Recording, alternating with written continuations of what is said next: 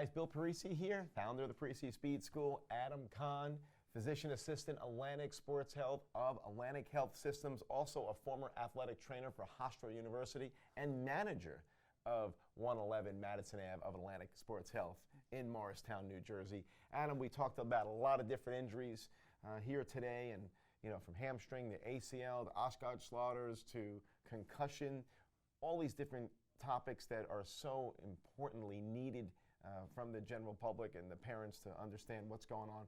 But today we're going to talk about self-assessment. Sure. So an athlete, they don't know if they're hurt or something doesn't feel right. What can you share with our audience about self-assessment? Sure, yeah. So I think, listen, everyone knows when they really have injured themselves, right? And have to go see a physician. But as you know, when you train or work out, you regularly have, aches and soreness. So when does that ache or soreness become worrisome, and when is it something where you should seek medical attention?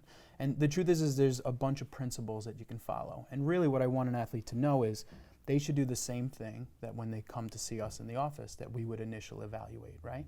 So the first thing is you want to look at the area, right? So if it's a knee or an ankle or shoulder or an elbow, you want to look at that side affected to the unaffected side. Does everything look the same? Is there any swelling, any bruising, any ecchymosis, or anything differentiating that side from the unaffected side? That's a great first step. Yeah. Compare the healthy side to the suspected injured side. Exactly. It's great easy. first step. It's easy. You just look there. Compare.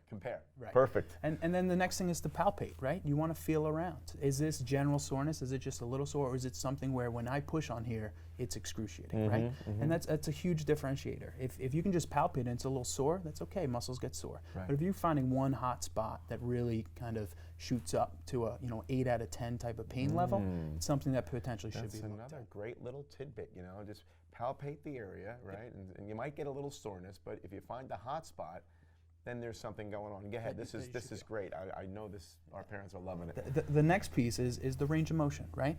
And I don't want you to know the specific range of motions, all right? How far does an elbow flex? How far does the elbow extend? How far can I supinate and pronate, right? Those are all motions, but all you have to do again is compare to the unaffected side. Right. If you can tell that both are moving together in the same limits, then you're okay, right?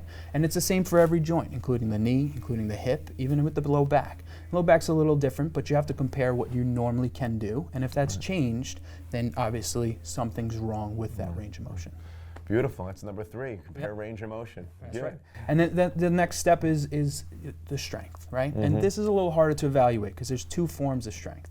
There's regular strength, just with lifting and going through those range of motions, and then there's performance or athletic strength, right? The harder one for an athlete to actually assess is probably comparing one side to the other side, right? How do you do that self-assessment? It's tough to pick up dumbbells and kind of make those differences. Even in the office, it's hard for us to tell, unless there's a drastic difference.